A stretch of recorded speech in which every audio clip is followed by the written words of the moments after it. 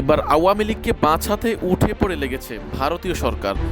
নির্বাচনে আওয়ামী লীগকে অংশগ্রহণের সুযোগ দিতে দিল্লির নানামুখী চাপ। বাংলাদেশে পরবর্তী নির্বাচনে আওয়ামী লীগকে ভোটে অংশগ্রহণ করার সুযোগ দেওয়া বিষয়ে ভারতের দৃষ্টি এখনও স্পষ্ট। দিল্লি মনে করছে একটি অন্তর্ভুক্তিমূলক ও গ্রহণযোগ্য নির্বাচন আয়োজনের স্বার্থে প্রতীকী হলেও আওয়ামী লীগকে প্রতিদ্বন্দ্বিতা করার সুযোগ দেওয়া উচিত।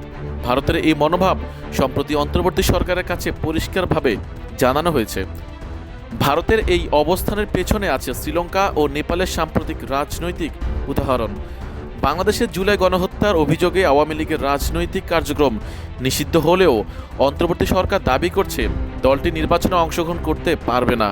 এটি সিদ্ধান্ত নিয়েছে নির্বাচন কমিশন। ভারতের বার্তা পরিষ্কার, নির্বাচন শুধু সুষ্ঠু ও অবাধ হওয়া নয়, অন্তর্ভুক্তিমূলক ও অংশগ্রহণমূলক হওয়া প্রয়োজন। ভারত চায় ফেব্রুয়ারি নির্বাচনে আওয়ামী লীগ কোনো না কোনোভাবে লড়ার সুযোগ পাক। পররাষ্ট্রমন্ত্রী এস জয়শঙ্কর জানিয়েছেন, বাংলাদেশের নির্বাচন মূলত দেশের দায়িত্ব, তবে সুষ্ঠু ও অবাধ নির্বাচন নিশ্চিত করা গুরুত্বপূর্ণ।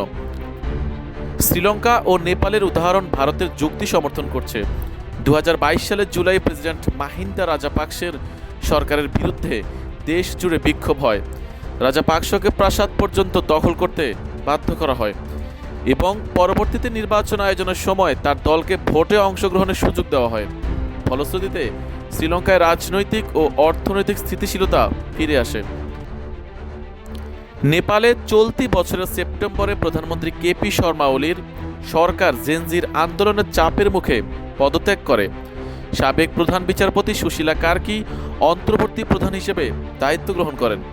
পরবর্তী নির্বাচনের প্রস্তুতিতে ওই দেশের সব দল অংশগ্রহণ করতে পারছে, যার মধ্যে সাবেক প্রধানমন্ত্রীর দলও রয়েছে। এই প্রক্রিয়া নেপালেও রাজনৈতিক স্থিতিশীলতা ধীরে ধীরে ফিরে এসেছে।